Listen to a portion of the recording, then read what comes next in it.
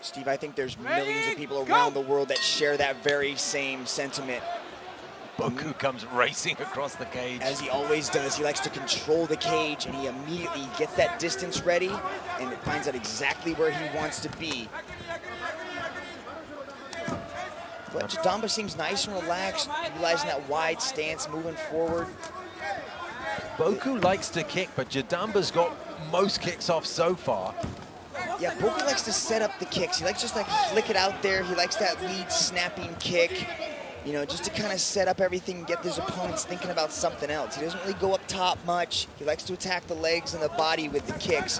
His primary weapon are those very unorthodox, devastating hands he's got. Two veterans in great shape with tremendous power. Swinging right and left, Jadambaa got out of range of both of them. Jadambaa keeps his chin nice and low, so all you young fighters out there, pay very close attention to that. He keeps his chin tucked, which eliminates the possibility of having, you know, a big knockout. He's got a good, strong chin. There's one fighter in this division that you want to keep your chin tucked away and out of range. It's against Boku. Yeah, Boku will put you away at a moment's notice. So Jadambaa's got a really good strategy here. There's a little bit of clinch work.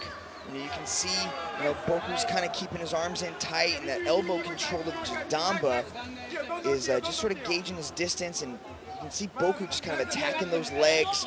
You know, Jadambaa's answering back with the knees. Boku looks no different, really, from when he was a lightweight. Incredible to think that he won a title in the lightweight division in the One Championship cage with that frame of his. Much better suited, I would suggest, to the featherweight division. Especially when we changed the weight classes, when we kind of shifted the weights with the non-dehydration. He was walking around at, you know, at 70 kilos anyway, so it was just a very natural transition for him to jump into a lower division once they made the switch. Kotetsu is finding that Jadambaa is very good at moving in and out of range, and he caught him there, though, Boku, with a right hand, just a clipping right hand as Jadambaa came in. Mistimed his advance, the Mongolian. Now they're in the clinch. I mean, this is a smart strategy by Jadambaa to really, you know, keep the space nice and tight and just sort of, you know, you don't want Boku to get settled. Once Boku starts to get settled, he starts to use that distance, and he can really start teeing off on you. So, you know, to stay tight to, you know, no face, just to really neutralize that boxing style that he has. That's so unorthodox. So it's hard to find people that fight like that. Crushed up against the cage, the Japanese man, by the Mongolian. Just releases himself off it, throws a knee to the body, receives a punch to the stomach as well. Neither of these guys want to back off, do they? No, they both just come forward. There's no backwards. Oh, nice overhand right there. Yeah, it kicked off with a left hand as well from Jadambaa, who scores well. Boku's got that low guard, you know, and you can see that Jadambaa likes that overhand right, and it's landing really nicely. Boku's got to get his hands up, but big takedown by Jadambaa as he ends up in side control. You know, we're not used to seeing Boku off his back much. We're not. He went for it, and he wasn't going to let it up, was he? Nice control here by Jadambaa. He's kind of driving that right shoulder into the face of Boku to just sort of make sure he stays right there. Doesn't really want him to move around too much. Pushing the head down, sliding the elbows in. Why would you do that, Mitch? Why would you just slide that elbow and lean on the face rather than land blows? Because if you keep your hands on your opponent, you can kind of hold them into position. If you get up high, you're giving them that space. And when you're on top, you want to neutralize any space. When you're in defensive position on the bottom, you need to create space, right? So, you know, by just kind of pushing off his face and then sliding the elbow in, it has that cutting capability, but it keeps you tight to your opponent. And you can really do some damage with those elbows. Now he's transitioning to north-south, where their bodies are in opposite directions. He's got a possible choke, but he quickly slides around. See if he gets the back. Good scramble by Boku to get back up to his feet. And that's where everybody wants to see this fight. People want to see these two throw hands and go to war. Big takedown here possibly, or a little takedown, and he ends up on top. Boku's scooting his hips away, trying to get back up. Takes a couple of knees to the head, Boku, and this is not a good place to be for him. final 10 seconds of the round likely to save him from a position that he didn't want to be in, although having said that, he has managed to get himself back onto his feet. Let's not forget that Boku has fought Shinya Aoki, probably the worst person you would ever want to be on the ground with. But it's hard to keep him on the ground. He's just so, like, he's moving around quite well, and he's popping back up to his feet to get back up to do his damage. There's that nice little overhand right by Boku, but then Jadambaa answered back, and Boku stumbled back a little bit. Here was that clinch to a body lock takedown that put Jadambaa on top, and this is where Jadambaa kind of maybe, you know, inched ahead in the scoring there because he was able to control, you know, in a better position. He had side control, you know, so he was able to do a little bit of damage and ground and pound, while the striking was pretty neutral on both sides. So at this point, you know, Jadambaa may be a little bit ahead of the scoring there in the judges' eyes. Well, he looks so much stronger, doesn't he, Jadambaa? When they get to grips with each other, you figure that Jadambaa would have the better time of it just based on sheer strength, but so much of it is acumen and balance and experience. Yeah, mixed martial arts has proven that muscle means nothing. And, you know, technique and skill are reign superior when it comes to... Oh, big spinning wheel kick by Jadambaa! Puts Boku on his back! Bounce back up again, but it's still under the kosh. He gets that double, he has both arms underneath the arms of Boku, so you have complete control. Boku might be a little bit rattled at this point. Two former world champions looking to take themselves up a notch in the featherweight division.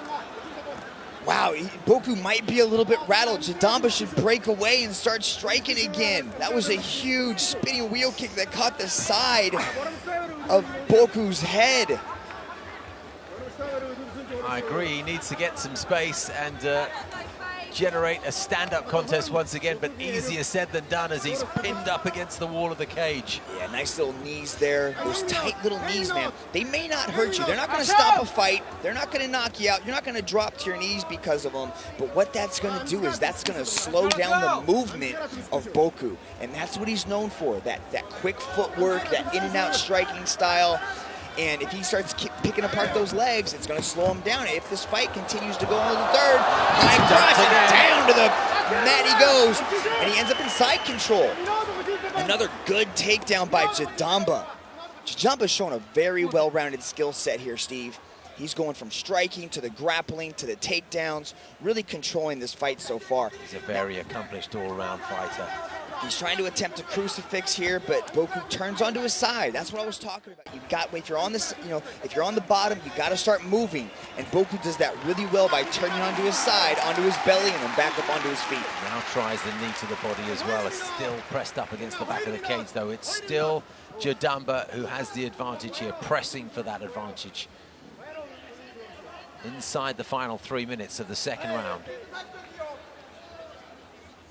Nice little knees there by Jadambaa. He's really controlling the clinch.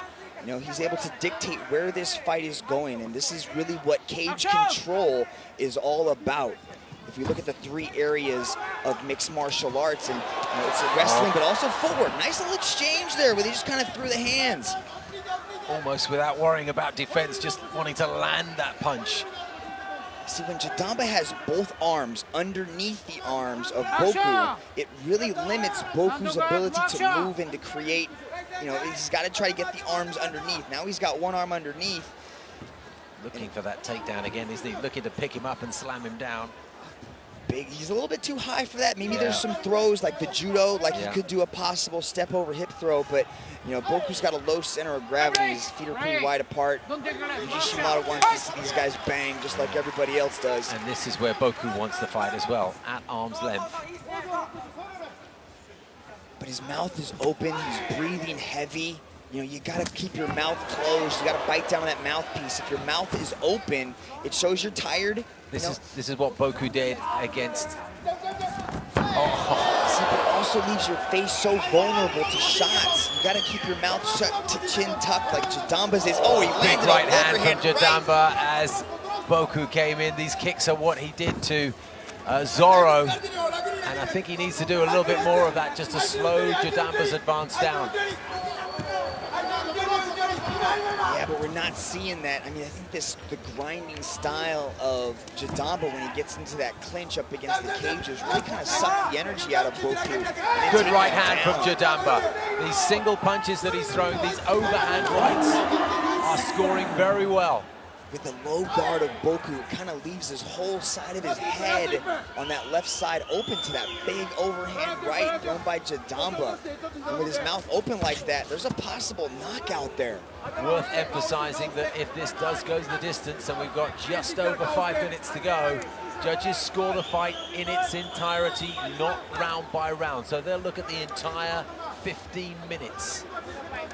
See, this part right here is so intriguing because a lot of people don't understand how much energy is exerted by both people. You know, a lot of people see, oh, they're just standing up against the cage, but no, that's a battle. That's a constant clinch and contraction of all your muscles, and you can almost just see the person's energy bar just slowly start to drop down if it was a video game.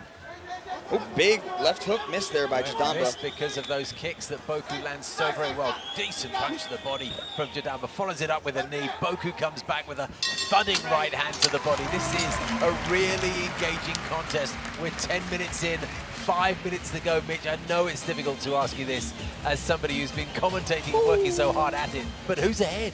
That's a beautiful spinning wheel kick there thrown by Jadambaa that put him on his back. At this point in the fight, Jadambaa is definitely controlling. Here's another big takedown.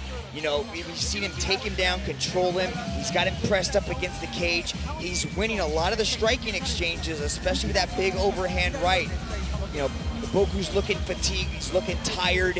You know, and Jadambaa is just, he's kind of turning it on. You know, look at him, he looks happy. He doesn't look fatigued either, does he? He's fine. He could do this for another 30 minutes, perhaps. Big deep breaths in through the nose, out through the mouth. You know, that's probably where the Order of Merit comes from, Steve. Just a complete Mongolian warrior. It's been a big year for him, and he wants to act upon that pride, consolidate it, show his value to his nation. And he does so in front of 12,000 fans at the Singapore Indoor Stadium. It is an absolutely packed house here. Boku still immediately runs out, you know, immediately takes the center of the cage, still showing that he's in this. So it's still anybody's game, and there's still a possibility of that LG finish and replay of the night to possibly come in this third round. Oh, spinning back fist from Jadambaa, and it caught Boku flush. It didn't perhaps have the sharpness that is contained in a knockout punch, but it would have landed heavily. Goes for the spinning back kick as well. Left hand from Jadambaa, just landing again and again. He's getting through, but Boku comes back with a left hand. This is what the crowd want to see from these two. So enjoyable to see a stand-up contest that Boku is involved in. And when he's facing a man like Jadambaa, it has that extra aspect to it. Wow, that was a beautiful takedown. He grabbed that single leg, sucked it in, spun around the corner, and put him onto his back, and immediately passed the guard into side control. What really impresses me about Jadambaa is, I mean, his movement. He's capable of so many different things. I mean, there's a possible choke here. It's like a bomb fluke choke where he's kind of like, it's possible. He's tapped out, Boku's tapped. I don't think the referee's seen it. I think that's punches. I don't think he's tapping. I'm not sure. It looked like a tap to me with the fingers, and he's out. Yeah, I think Boku tapped there, and that's why he's out. He was tapping with his fingers, the edge of his fingers. That doesn't look like a punch. You're not always going to see these things as a referee, and that's why he just lapsed into unconsciousness briefly. He'll come out of that. That's quite normal. Certainly not a rare thing in a mixed martial arts cage, but hey, Narantungala Jadambaa has done it again. A former champion in the featherweight division has fought at a very, very high level, and he wants nothing more to get right back there, Mitch. And I don't put it past him, even at 40 years old.